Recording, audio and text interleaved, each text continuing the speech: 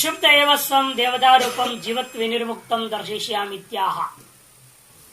सुषुप्त एव सुषुप्त काल में ही वह स्वम माने देवता रूपम अर्थात जीवत्व विनिर्मुक्तम शुद्ध ब्रह्म रूपम एवं दर्शयिष्यामि इत्याह। मैं तुम्हें दर्शाऊंगा इस भाव से पिता ने पुत्र से कहा। स्वप्रांतम में मम निगलतो हे सौम्य विजानी। इस सुषुप्ति के बारे में मेरे द्वारा कहा जा रहा है जो उन वचनों के द्वारा सम्यक प्रकार से जो है समझो और स्पष्टम अवधारय स्पष्ट रूप में उसको निश्चय पूर्वक जो है ना धारण कर लेना ग्रहण कर लेना।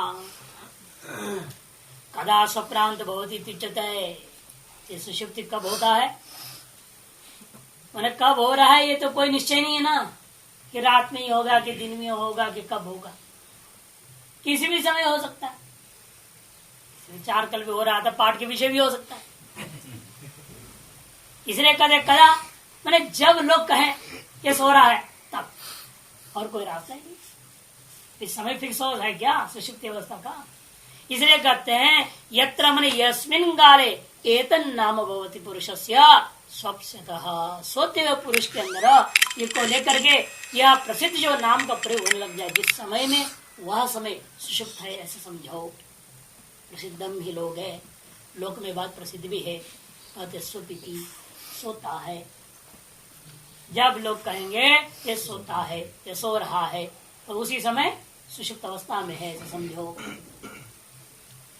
गौणं चेदम नाम इत्याह। और यह नाम वाक्य में उस ब्रह्म का गौण नाम किसी अवस्था विशेष को लेकर के सोपाधिक नाम। यदा सुपिति तुच्यते पुरुषः तदा जब इस पुरुष को सो रहा है या सोता है ऐसे कहा जाता है तदा मैंने तस्मिन् काले उस समय सदा सच्छब्द वाच्य प्रकृतिया देवतया संपन्न भवति। सदा संपन्न भवति का मतलब सत में कौन सा जो प्रकृति जो सत शब्द वाच्य होता शुद्ध ब्रह्म देवता वह शुद्ध ब्रह्म है उससे संपन्न भवति संगतः एक ही भूतो भवति। उससे संगत हो गया संगमन हो गया और तो उसके साथ एक ही भूत होकर के रहा।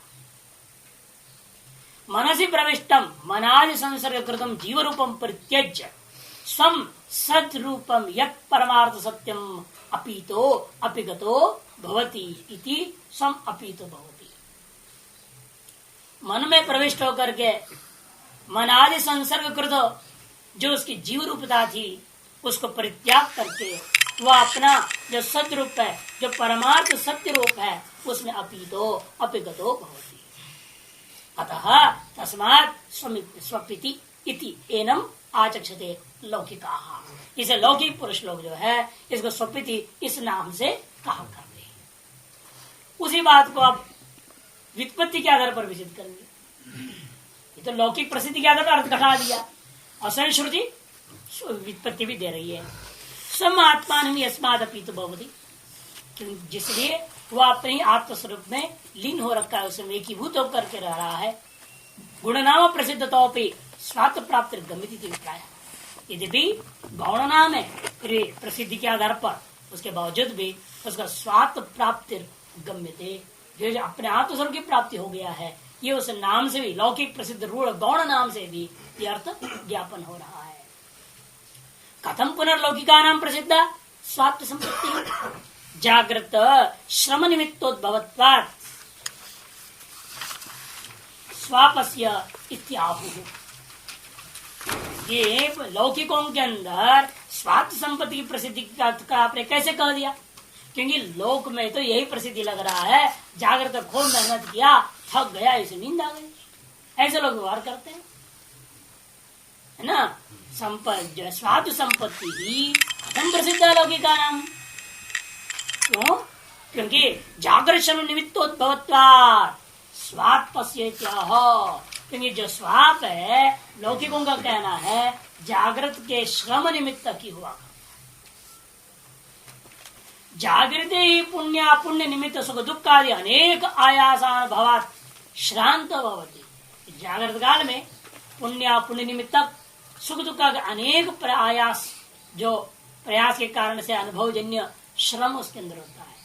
ततश्च आयस्तानां करणानां अतएव थके हुए असमता विक्षिप्ता नाम चारों तरफ जो है विक्षिप्त होकर के विभिन्न विषयों में भाग दौड़ करते रहे हैं, जो ऐसे इन करणों का अनेक व्यापार निमित्त ग्लाना नाम, अनेक व्यापार निमित्त जो उनके अंदर भी ग्लानी है, थकान है, उसे कारण से स्व व्यापार भी उपरतो भवती, वे अपने अपने व्यापार से प्रत हुए हैं।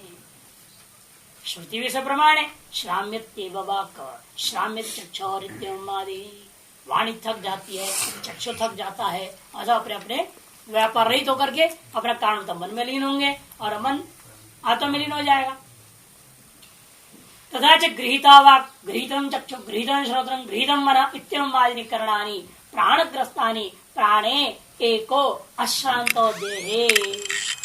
कहते हैं कि भाई इसलिए अन्य श्रुति ये दोनों ही प्रधान ने कहा, 1:5:21, 2:1:17 गृहीता वाक् गृहीतम चक्षु गृहीतम श्रोत्रम गृहीतम मनः, सब गृहीत हो चुके हैं। सब अर्थात क्या है, वह अपने ही स्वरूप में एकीभूत हो चुके हैं।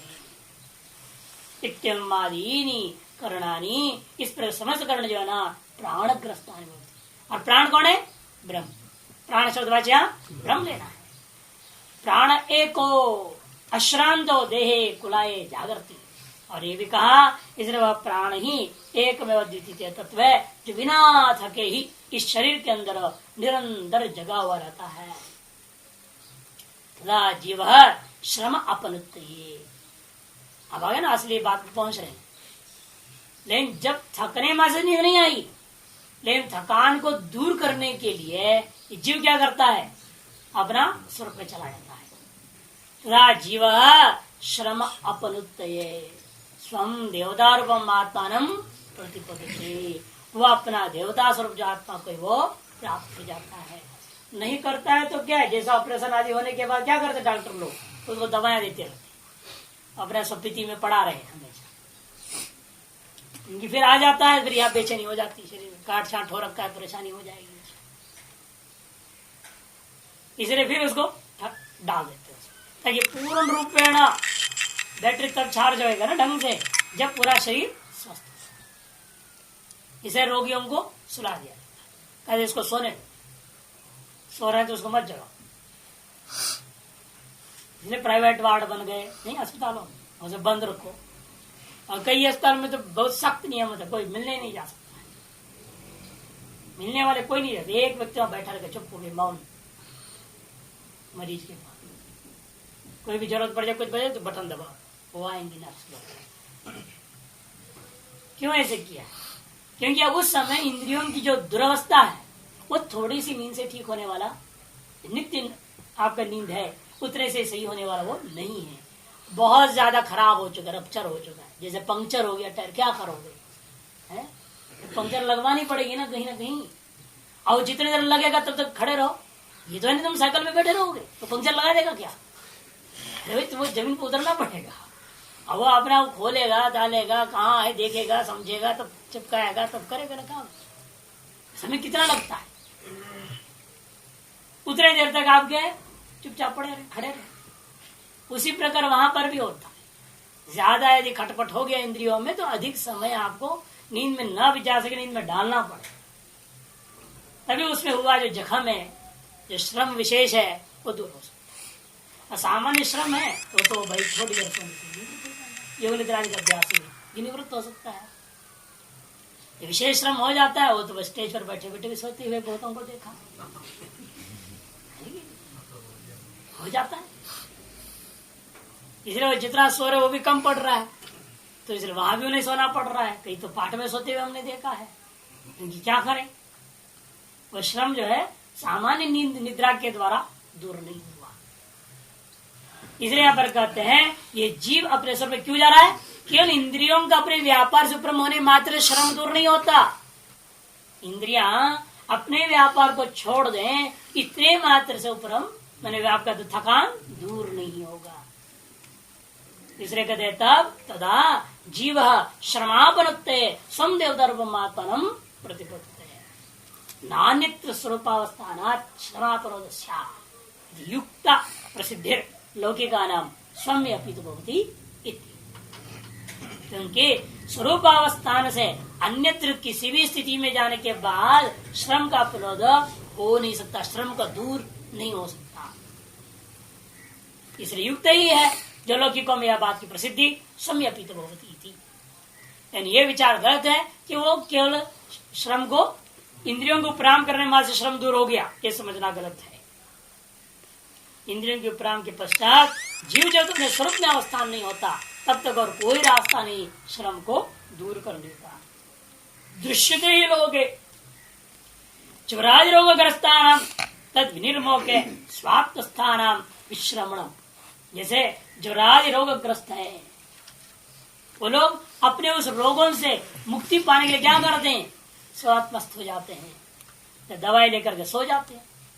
स्वात्मस्थानम विश्रमणम, स्वात्मस्थ होकर के विश्राम करता हुआ देखने को मिलता है।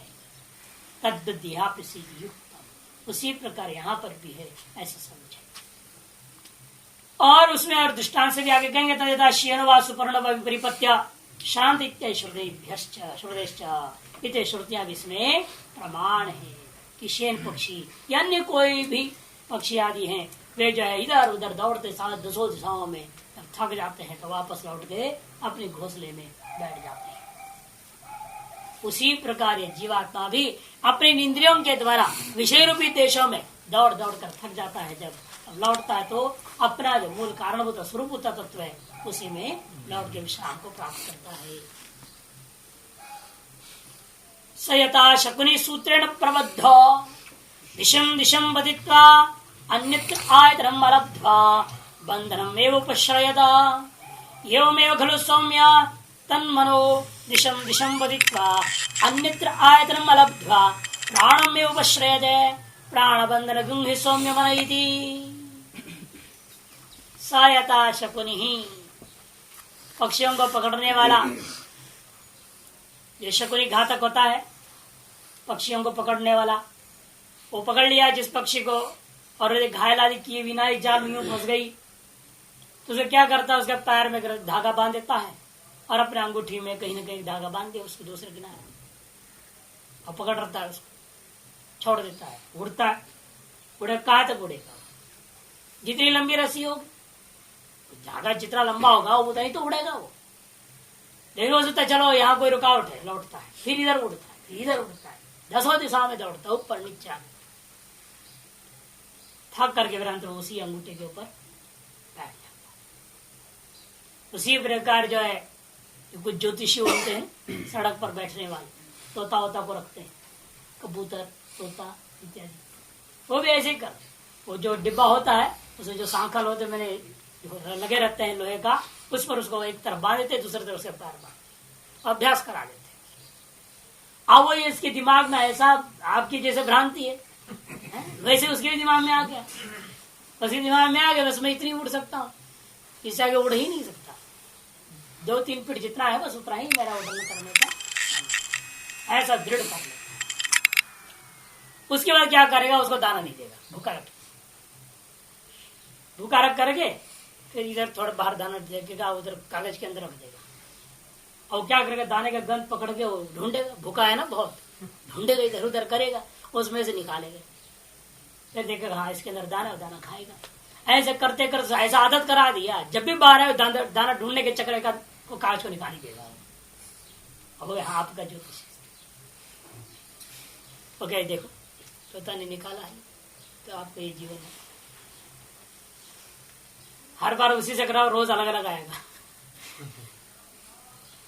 घंटे में ही अलग आएगा, फर्क हो जाएगा। इस प्रकार से अभ्यास कराए ना, तो उसी प्रकार से यहाँ पर भी होता है। ये इंद्रियों का अभ्यास हो चुके हैं, अपने विषय प्रदेश की ओर दौड़ते हैं। उन विषयों को भोग किया, वो अन्न दाना पानी से जो पाया खाल पी लिया, उस विषय आनंद को ले लिया, विषय आनंद को लेने के बाद वापस लौट रखा है उसको वहीं लौट जहां से निकला था।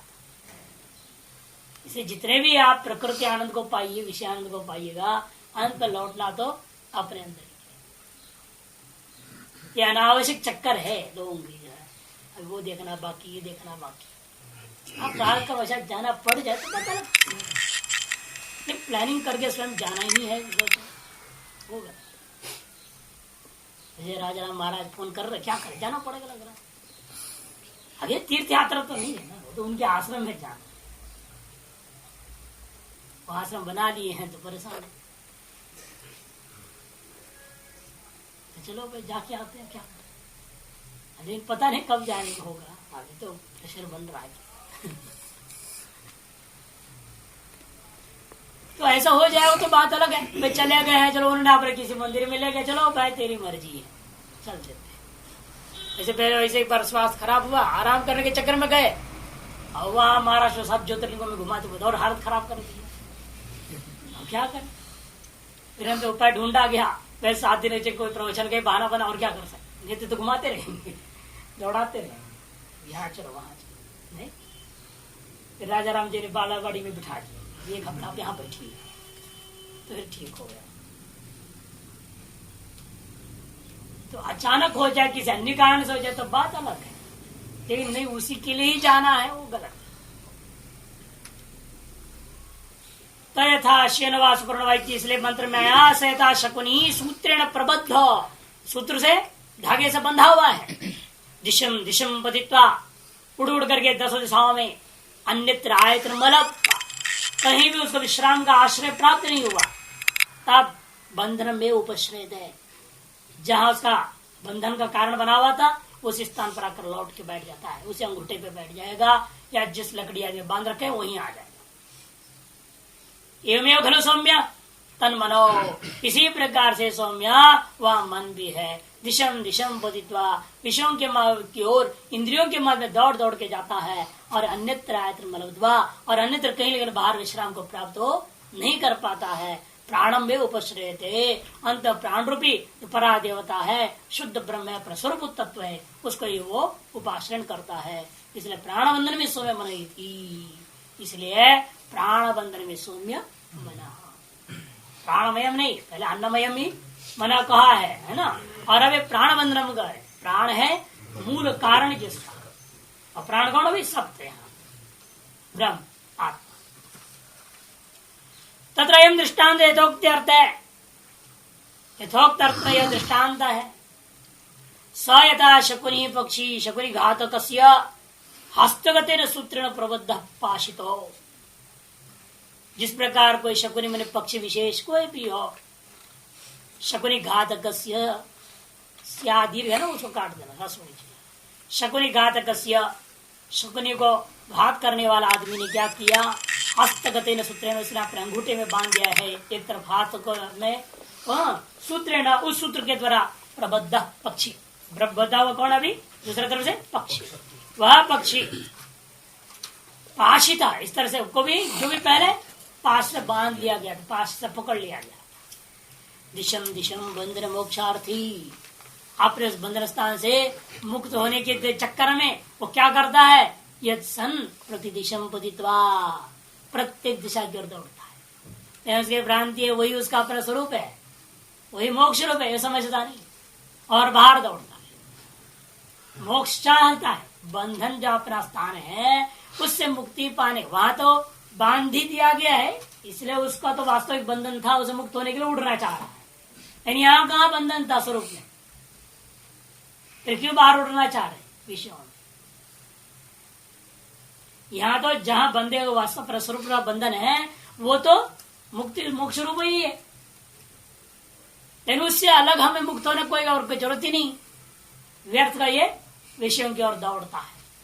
इसलिए कह रहे देखो कि जो है बंधन मोक्षार्थी सन प्रति दिशम बदित्वा, प्रत्येक दिशा की ओर दौड़ उड़ करके अन्यत्र बंधनाद, अन्यत्र मैंने अपना जो स्वबंधन स्थान है उससे आयतनम, अन्यत्र आयतनम आश्रयम विश्रमणाय अलब्ध्वा, विश्राम करने के लिए उसे प्राप्त नहीं हुआ, अप्राप्य। अंत में क्या किया उसने, बंधन में उपश्रियत है, जो उसका अपना आश्रय तत्व था उसी को वापस लौट जाता है।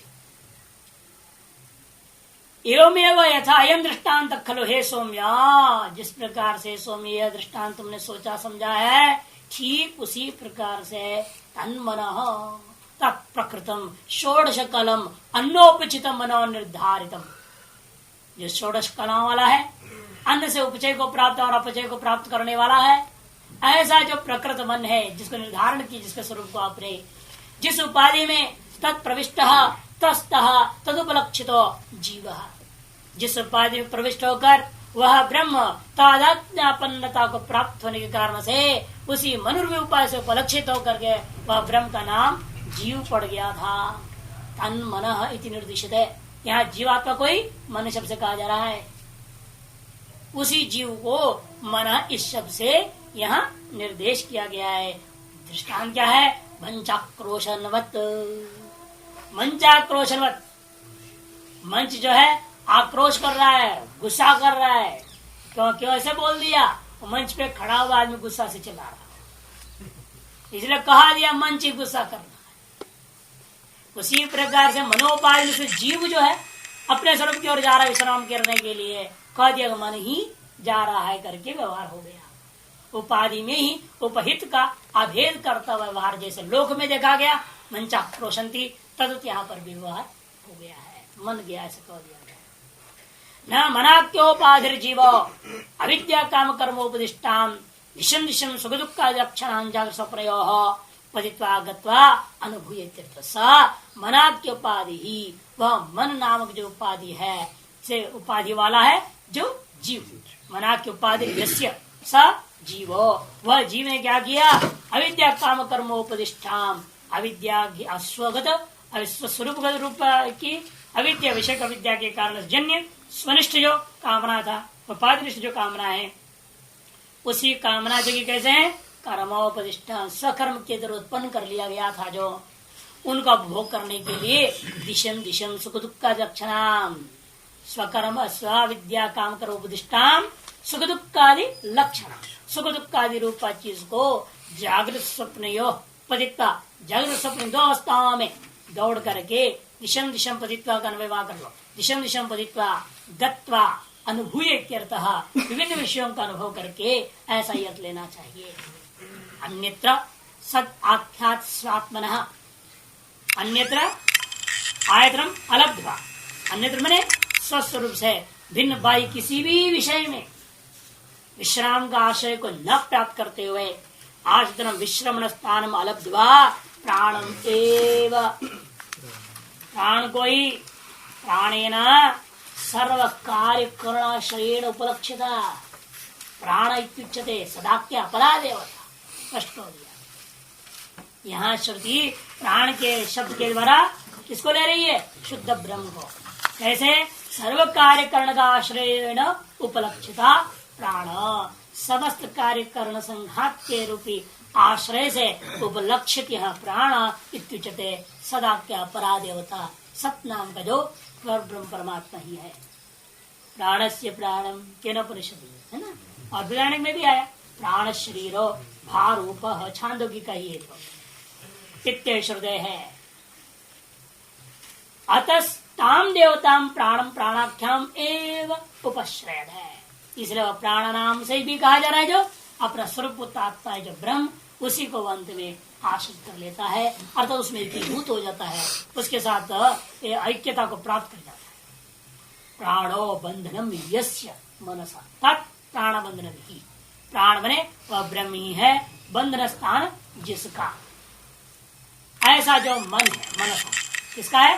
मन का स्थान, तत् प्राण बंधनम, ऐसे तत्व का नाम प्राण बंधन है। ही मन यस्मात् सौम्य, मन जिसने मन प्राणोपलक्षित देवता आश्रय भवती, जिसने मन प्राण से उपलक्षित परब्रह्म देवता रूपक आश्रय वाला है, अतएव मन इति तद उपलक्षित जीव इत्युच्यते, इसी कारण से यहाँ पर मन शब्द से तद उपलक्षित जीवात्मा को ही लेते हैं। इस प्रकार से स्वपिति इस नाम प्रसिद्धि के आधार पर भी ब्रह्म की ओर दिखाया। पहले त्रिविध करणात्मक भूत भौतिक कार्यभूत जो कार्य करणात्मक जगत को लेकर के उस जगत का वास्तविक स्वरूप, जगत का वास्तविक कारण, वास्तविक तत्व जो है इन सबका आश्रय भूता अधिष्ठान तत्व, वो सत्य है, ये सिद्ध किया। और अब उसके बाद में स्वपिति रूपी सुषुप्ति रूपी अवस्थाओं के माध्यम से भी इस जीव का वास्तविक स्वरूप जो है ना ब्रह्म ने सिद्ध किया। क्योंकि नाम रूप व्याकरवाणी अनेक जीवे न आत्मना नाम रूप व्याकरवाणी कहा गया था पहले, इसलिए वहां पर समस्त सृष्टि की कार्यकारण भाव तो सृष्टि के माध्यम से सिद्ध किया। ये सारा सृष्टि जिस जीव भाव को प्राप्त करके किया जा रहा है वह जीव ब्रह्म ही है। अतः सब उसके अंदर नाम रूप परिकल्पित मात्र ही है। अतः नाम रूप तो जगत मिथ्या है, किंतु जीव जो है वो सत्य है, वह ब्रह्म ही है। ये जैसे पूर्व में सिद्ध किया उधर सुषुप्ति में भी सिद्ध किया कि मन रूप उपाधि विषयों में जो भ्रमण कर रहा है ये सब वास्तव में मिथ्या है। अतः यहाँ पर उसके श्रम ही होता है, वास्तविक कोई सुख वास्तविक कोई आनंद यहाँ प्राप्त नहीं हो सकता। किंतु यहाँ थक जाता है, जब वहां से लौटता है उस वास्तविक आनंद के लिए अपने स्वरूप में जाता है। इसलिए जीव का अपना वास्तविक स्वरूप सत्य ही है, ये सिद्ध किया। इतना ही नहीं और भी कहते महाराज वहां हम चले जाते हैं, हमें क्या पता है, हम सत्य में लीन हो गए हैं, आप कह रहे थे मानना पड़ेगा। आपने कहा जीव रूपेण वही ब्रह्म प्रविष्ट होकर के नाम व्याकरण की, इसलिए वो भी हमने मान लिया, लेकिन अभी मामला पक्का नहीं हो रहा। उनकी इसमें संशय है कि श्रद्धा है तो आप कह रहे हैं तो मान रहे हो, किंतु इसकी अनुभूति नहीं हो सकती है कि मैं वही हूं। ये बात अनुभव में आना इन युक्तियों में किया जाता है, दृष्टांत सुषुप्ति और जो है त्रिवृत्तकरण होता जगत में ये प्रवेश जीवात्म भाव है ना, उन युक्तियों के आधार पर तो महसूस नहीं होता है कि पकड़ने में आ जाए।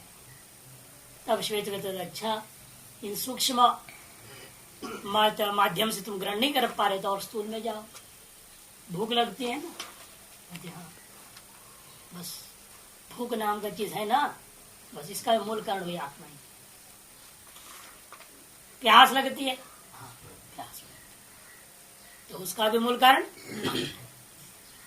एकदम स्थूल में आकर के उसका अनुभव कराएंगे।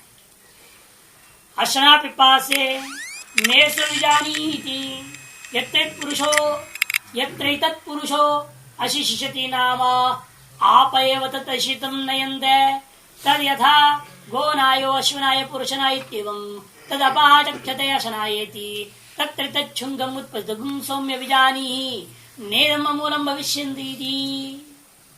अशना पिपास है मैं सौम्य विजानी, ये सौम्य अब भूख और प्यास इन दोनों के माध्यम से उस आत्म तत्व को मेरे से समझ लो। यत्र पुरुष अशिशिषति, जब यह पुरुष जिस समय में यह पुरुष खाने की इच्छा करता है तब इसका नाम पड़ जाता है अशिशिषति नाम। ये सब देखने में तिंगन जैसे दिखते हैं, ये तिंगंत नहीं है, स्वपिति तिंगंत नहीं है, नाम है प्रातिपदिक नामवाचक शब्द। अशिष्यति ये भी नामवाचक शब्द, तीन प्रत्यांत माननी पड़ी सब जगह। कहा इसलिए विद्याभरण टीका में बताऊंगा कहा श्लोक है इसका, छोड़ दिया। हाँ आज की बात जहाँ शुरू ही वही बताना था, वह था श्लोक किंगंत पदम अज्ञानम सुबंतंतु विवेकिनाम। ये जो है ना हम लिखे हैं वहां नहीं मिलेगा, वहां का विद्याभरण टीका है, विद्या प्रकाश टीका थोड़ी है, टीका तो है नहीं विद्या प्रकाश, आप तो आनंद की टिक पड़े ढूंढने से कैसे विद्या प्रकाश टीका। तिंगंतम अज्ञानम, अज्ञानी लोग है ना वो इसको तिंगन शब्द मानते हैं। तिंगंतम अज्ञानाम सुबंतंतु विवेकिनाम, विवेकी लोग इसको सुबंत समझते हैं। श्यान निद्राणस्य नामेदम वस्तुत्वादवभासकम, स्यात् निद्राणस्य, निद्रा करता हुआ पुरुष का यह नाम इदम, श्यान निद्राणस्य नामेदम वस्तुत्वावभासकम, इसलिए वस्तु का अवभाषक है, क्रियावाचक शब्द ये नहीं है।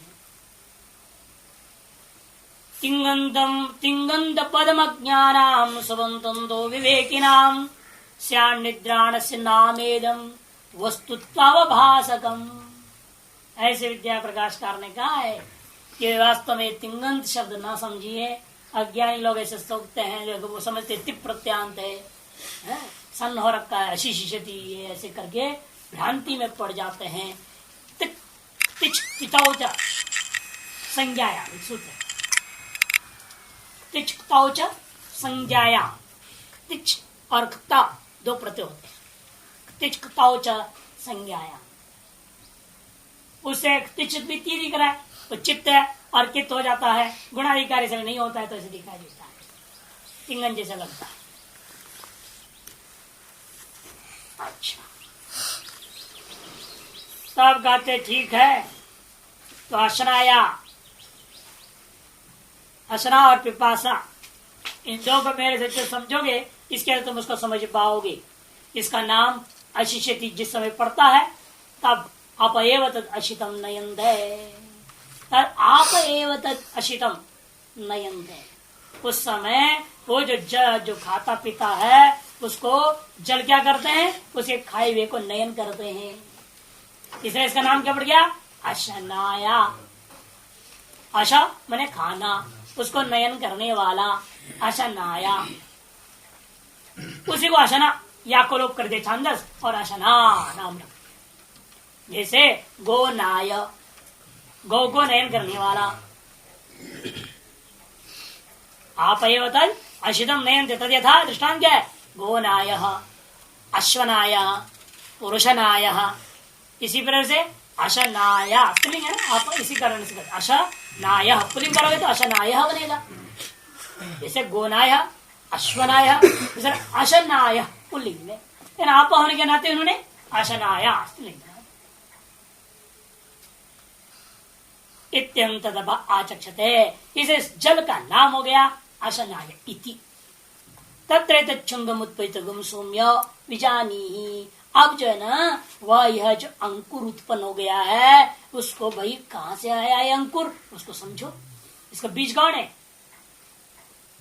नेदम अमूलम में विशति, अरे मूल रहित तो हो नहीं सकता, क्योंकि बिना कारण का कोई कार्य उत्पन्न नहीं हो सकता, इसका वास्तविक कारण ढूंढो। ये जल जो खाए को नयन कर रहा है, इस जल का कारण कौन है, पता लगाओगे जल कारण तेज मिलेगा, और तेज का भी कारण ढूंढो, वो यदि अंकुर बनेगा वो भी कार्य, क्योंकि विनाशी उत्पन्न विनाशाली वो भी है, कार्यता जो है उसका भी कारण ढूंढना पड़ेगा, तो उस सत्य उस तेज का भी कारण कौन, सत्य है। इस प्रकार से अशना के माध्यम से क्या कर दिया उन्होंने, इस संज्ञा के आधार पर इस पुरुष का अपना वास्तविक स्वरूप सत्य करके सिद्ध कर रहे हैं। एवं स्वपिति नाम प्रसिद्धि द्वारा ये जीव से सत्य स्वरूपम जगतो मूलम तत्पुत्र से दर्शित्वा, एवं स्वपिति इस प्रसिद्ध नाम के माध्यम से जो इस जीव का वास्तविक स्वरूप है, सत्य स्वरूप है, समस्त जगत का मूल कारण है, अभिनिमित्तोपान कारण है, उसको उस तत्व को अपने पुत्र के लिए दर्शा कर, तत्व पुत्र से दर्शित्वा, उस तत्व को पुत्र के प्रति दर्शा करके आहा अब पुनः बोलने लगे, अन्नादि कार्य कारण परंपरा पे जगत मूलम सत्य दर्शीश, क्यों बोलने लगे, अन्न जो खाया पिया जा रहा है भूख प्यास आदि के समय में जो अत्यंत स्थूल है, हर व्यक्ति जड़ बुद्धि भी समझ लेगा, ऐसे जो कार्य करने की उनकी भी ये भी कार्य है, इसका कारण कौन, उसका कारण कौन, ऐसे कार्य कारण भाव की परंपरा के माध्यम से भी जगत का जो मूल कारण है वह सत्य ही है, यह दर्शाने की इच्छा से वह पिता पुत्र से पुनः अशना पिपास इत्यादि आरंभ किया।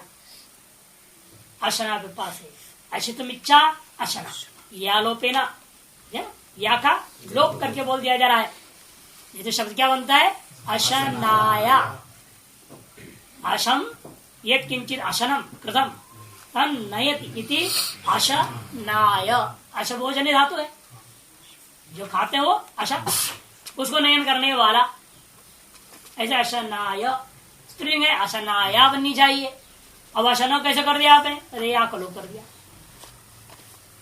पातुम इच्छा ये पिपासा, इधर पीने की इच्छा का नाम पिपासा, ये अशना पिपास है, ये दो तत्व का नाम अशना और पिपासा। अशना पिपास सतत्व जानी, कहने का तात्पर्य ये अशना और पिपासा इन दोनों को भी कारण सहित, सतत्व बने कारण सहित सम्यक प्रकार से जानो, निश्चय करो।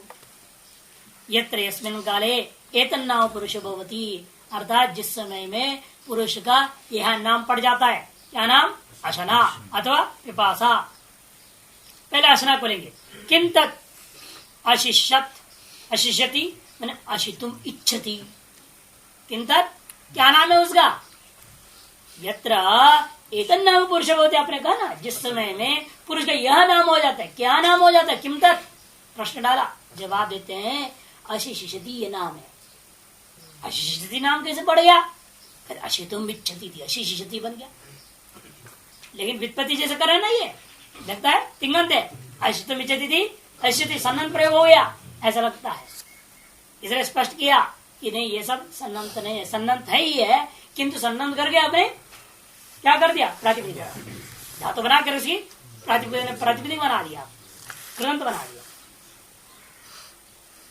तदा तस्य पुरुषस्य किम निमित्तम नाम होती, अरे उस समय में इस पुरुष का क्या निमित्त था कि ऐसे नाम पड़ गया इत्याह।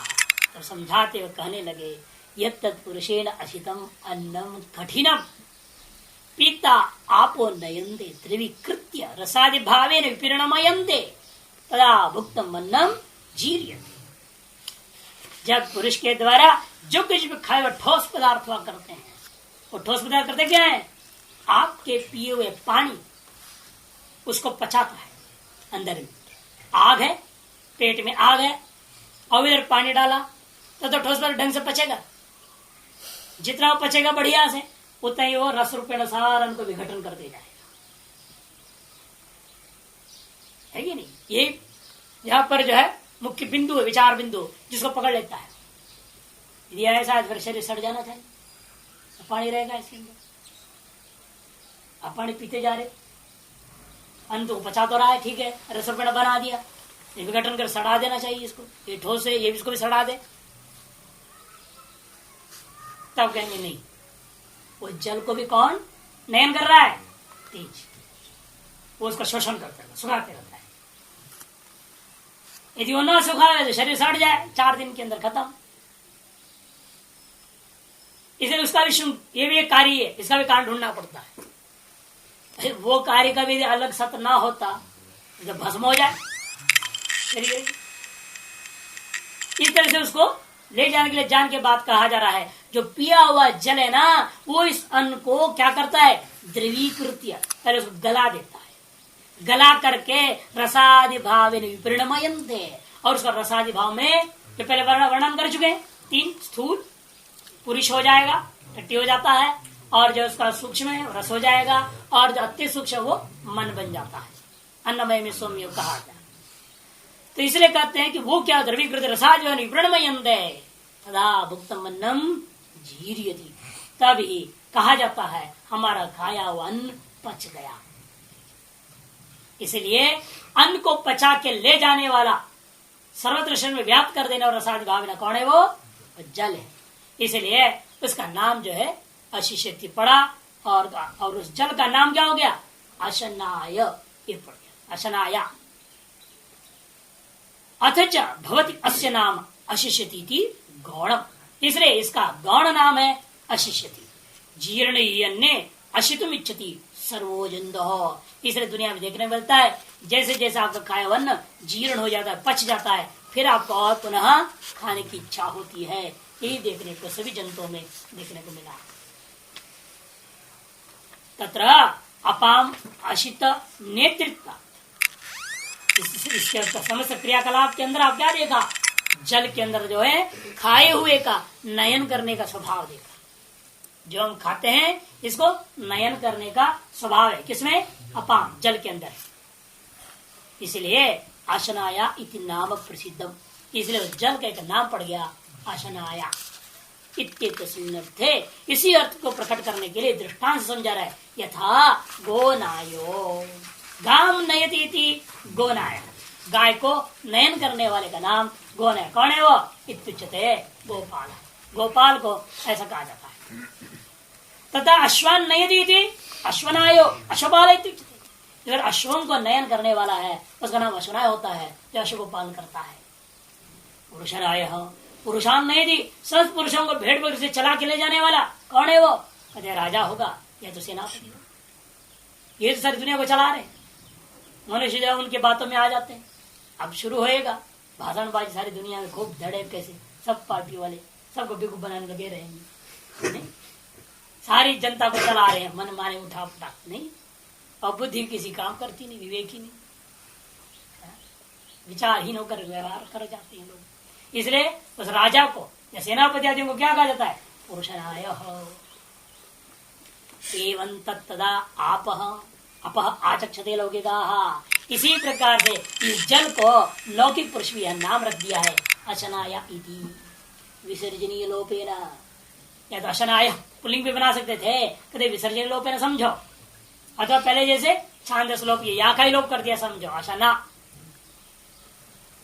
अशना अशनेति बोल दिया ना उन्होंने, अशनायेति अशनाय इति, यहाँ पर विसर्ग थी उसको लोप कर दिया मानो, अथवा टाबंध था है ना, कोई गुण हो जाए कोई दिक्कत नहीं थी। एवं तत्तदाप तत्र एवं सती अद्भिरसाद भावेन नीतेन अशितेन अन्येन निष्पादितम् इदं शरीरं वटकणिकायां इव शुंगो अंकुर उत्पत्तितः उद्गतः। इसके निष्कर्ष निकला तत्र एवं सती रसादि भावेन नीतेन अशितेन, खाए हुए वस्तुओं को रसादि अन्येन अशितेन अन्येन खाए हुए अन्न के द्वारा जो कि रसादि परिणाम को प्राप्त करते हुए निष्पादितम इदम शरीरम, ये शरीर का कार्य उनके निष्पन्न है, ये बात सिद्ध हो गया। जिस प्रकार से वटिकणिकायामिव शुंगो अंकुरोत्पत्तितः सन वृक्षो भवति, जैसे वो वटकणिका था बीज, छोटा सा वट का, उससे अंकुर निकला और उसे पेड़ हो गया। इसे शरीर में पेड़ आप देख रहे हो, इस बीच में अंकुर था और अशनाया। उस अशनाया का भी जो बीज कौन जानना जरूरी है, उसका भी मूल क्या है। इसलिए कहते हैं उत्पत्ति उद्गतः तमिमं शुंगम कार्यम शरीराख्यम वटादि शुंगवत् उत्पत्तितम हे सौम्य विजानी। ये सौम्य ऐसा समझो अच्छी तरह से कि जो है जिस प्रकार से यह शुंग रूपा कार्य बाहर तुम देखकर वटकणिका से उत्पन्न वट वृक्ष जैसी तक स्थिति बन जाती है, उसी प्रकार से यह शरीर नामक कार्य भी है।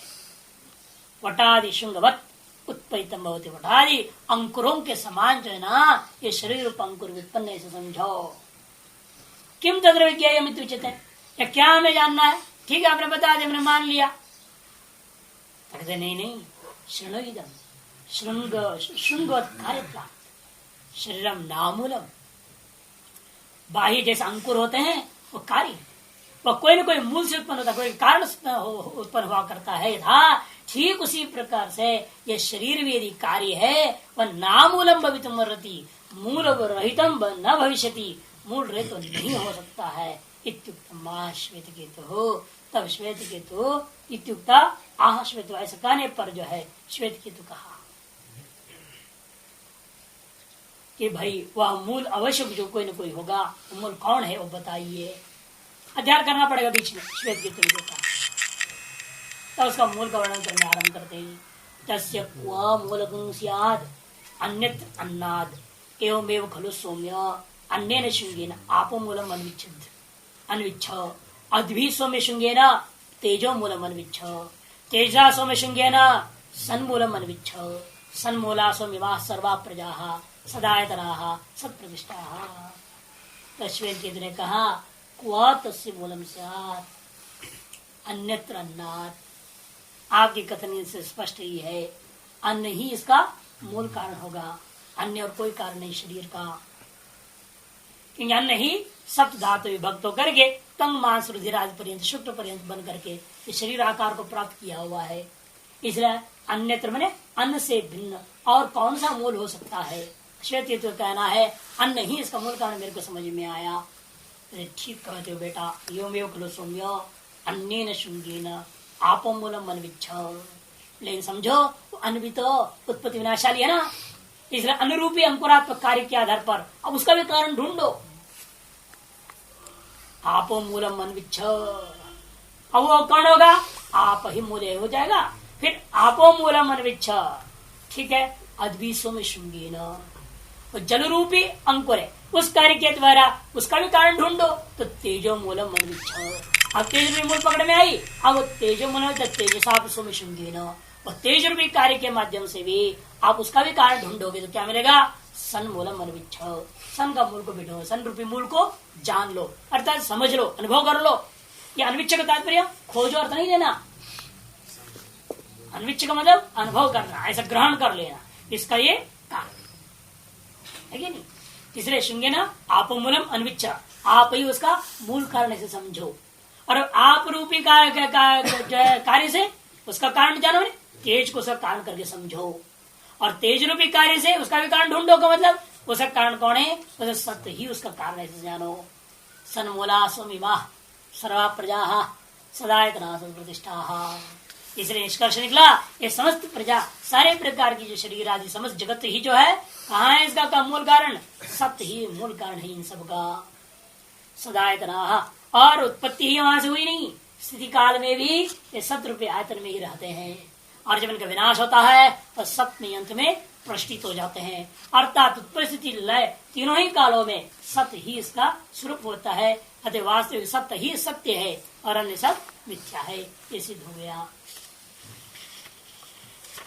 यदि एवं समूलम इदम शरीरम वटादि शुंगवत् तस्य शिष्यस्य क्वमूलम स्यात् भवेत् इत्येवं पृष्ठ आह पिता। यदि एवं समूलम इदम शरीरम, यदि यह शरीर मूल सहित वटारी शुंग के समान, तस्य शरीर वह शरीर का भी बताओ मूल कारण कौन सा है। इत्यं पृष्ठे आह, इस प्रकार से श्वेत ने जब पूछा तो पिता ने जवाब दिया तस्य क्वमूलम स्यात् अन्यत्र नात्, अरे अन्न को छोड़ करके अन्य कौन इसका मूल कारण हो सकता है। अन्न मूलम अभिप्राय, अन्न ही इसका मूल कारण है, इसका अभिप्राय हुआ। इसको दोनों तरह से भाष्यकार तो कह दिया, प्रश्न को छिपा के, प्रश्न है नहीं, श्वेत ऋतु का प्रश्न नहीं है, और सीधे उसका मन प्रश्न को भाव में समझते हुए पिता ने सीधा जवाब दे दिया, अरे अन्न से अन्यत्र कौन हो सकता है ना। और विद्या प्रकाश अन्य टीकाकार ने दूसरे ढंग से लिखे, राशि के हिसाब से नहीं चलो, कहते इसको उसी का वाक्य ले लो, जिसका श्वेत केतु का वाक्य ले लो। श्वेत केतु समझ के बोल रहा है अन्न के अलावा कौन हो सकता है, कि मेरा अनुभव सिद्ध है, मैं भी आपने जैसे बताया भाई खाया पी को ज्यादा जो है प्रणाम बना करके जल का नाम इसलिए स्नान पड़ गया, ये बात तो प्रत्यक्ष सिद्ध है, इससे शरीर बन रहा है, इसलिए यहाँ प्रश्न पूछने की कोई जरूरत नहीं है। श्वेत केतु के द्वारा श्वेत केतु ने बात कह दिया, अन्न से कोई और मूल कौन हो सकता है, तब वो कहेंगे एवं खलु सौम्या, ये सौम्या यही तुमने इतनी बात समझ गया, ठीक इसी प्रकार से अब तुम उस अन्न का भी कारण ढूंढो। ऐसे एवं को सिर्फ पिता का वाक्य से बना रहे हैं, उसको क्षेत्र के वाक्य बना करके अन्य ग्रंथों में ऐसे देखने को मिलता है। भाष्यकार के आशय नहीं है, भाष्यकार कहने की नहीं, ये पिता ने ही जवाब दिया है, अरे अन्न से और कौन हो सकता है बताओ। तो ठीक है पिताजी अन्न ही उसका कारण है, जब उसने ऐसे कहा तो ठीक इसी प्रकार से तुम अन्न का भी कारण ढूंढो, तब पता चलेगा जल ही उसका कारण है। इस तरह से भाष्यकार इसको घटा दे। कथम तस्य क्वं मूलम स्यात् अन्यत्र अन्नात् अन्नम मूलम इति अभिप्राय। इसलिए जो है वो अन्न रूपी मूल से अन्य कौन सा विषय उसका मूल कारण हो सकता है, अर्थात कोई नहीं हो सकता। इस अभिप्राय में जब कह दिया तब उस प्रश्न कथम, वे कैसा हो सकता है, क्योंकि अशितम अन्नम अद्भिर द्रवीकृतम जाठेन अग्निना पच्यमानम रसवान परिणमते, जो पूर्व में कहा था वह स्पष्ट करते हैं। अशितम ही अन्नम, जो खाया हुआ अन्न है वो अद्भिर द्रवीकृतम, जल के अंदर क्या कर दिया, द्रवीकृतम हो गया है, द्रवीकृतम करो, क्री को नहीं क्री रिमात्रा देना है वहां, द्रवीकृतम जाठेन अग्निना पच्यमानम, और जाठ अग्नि ने क्या किया, उसको पचा दिया, रसभाव परिणमते, रसभाव से परिणाम को प्राप्त कर लिया। रसात छोड़िदम शोणिदान मांसाद मेदो मेदसो अस्थिनी अस्थिभ्यो मज्जा मज्जाया शुक्रम, इस पर सब धातु सारे पैदा हुए। वही रस शोणित हो गए खून, खून से मांस, मांस से मेदा, मेदा से हड्डी, हड्डी से मज्जा, मज्जा से वीर्य पैदा हो गया। इस प्रकार से सातों परिणाम प्राप्त हो गए। इन सप्त परिणाम वाला सप्त धातुमय यह शरीर हो गया। यथा योषित भुक्तम चन्नम रसादि क्रमेण इव परिणतम लोहितम भवती, तथा ठीक इसी प्रकार जैसे पुरुष में शुक्र हो गया अंतिम रूप, वहां पर शुक्र नहीं होता, वीर नहीं होता स्त्री में, इसलिए योषित के द्वारा खाया हुआ अन्न प्रसादीकरण से बाकी सब तो वही बनेगा, खून बनेगा, मांस बनेगा, मेदा बनेगा, हड्डी बनेगा, मज्जा बनेगा, वहां तक वही है। अंतिम परिणाम में अंतर हो गया, लोहितम भवती, और रज हो जाता है, यहाँ वीर हो गया वहां रज हो गया। ताभ्याम शुक्र शोणिदाभ्याम अन्न कार्याभ्याम, इसलिए वह यह जो शुक्र और शोणित जो की अन्न कार्य है उनके द्वारा संयुक्ताभ्याम, जब वे स्त्री के गर्भ में एकीभूत हो जाते हैं तब अन्य नहीं प्रत्यम भुज्यमानी न आपूर्यमाणाभ्याम, संगत कहा हुआ स्त्री का गर्भ में, और वहां फिर बड़ा कैसे वो जब मिल गया वो कलिल हुआ, कलिल से फेन हुआ, बुदबुद हुआ, है कि नहीं, फेन हुआ, मांसपेंड बन गया। ये कैसे बनते गया, वहां वृद्धि कैसे बाहर है? ये माँ न खाएगी तो वृद्धि बढ़ेगी उसमें नहीं। माँ जो खाती है अन्य नहीं, वह अन्य न एवं प्रत्यम बुझ्यमाने न, प्रतिदिन खाए पिए अन्नादि के द्वारा ही आपूरी माणाभ्यम कुड्यम मृत पिंड ही, जैसे मृतिका का पिंड बना लिया, अपनी ईंट वगैरह बना दिया, उसके द्वारा आप पूर्ण करते हैं, दीवार बना देते हो, उसी प्रकार से खाए पिए के द्वारा धीरे धीरे थोड़ा थोड़ा करके उसके अंदर जाते जाएगा और धीरे धीरे बढ़ते जाएगा, बढ़ते जाएगा, बढ़ते जाएगा। जैसे एक ईंट जोड़ते जाता है, जोड़ते जाता है, जोड़ते जाता है, तो पूरा दीवार खड़ा कर दे, मंजिलों मंजिलों खड़ा कर कई दिन लग जाता, उसी वाले 9 महीना लग जाता है अंदर में इतना बड़ा शरीर बनाने में। वही करें उसी प्रकार यहाँ कुड्यम इव मृतपिंड ही प्रत्यम उपचीय मानो, प्रतिदिन थोड़ा थोड़ा थोड़ा उपचय को प्राप्त करता हुआ देहवद विनाशोत्पत्ति नहीं, देह अन्न मूलो देह शुंग पर निष्पन्न, अन्न मूल कारण जिसका, ऐसे देह रूपी अंकुर जो है ना निष्पन्न हो जाता है, ऐसे समझो। ये देह शुंग इत्यादि।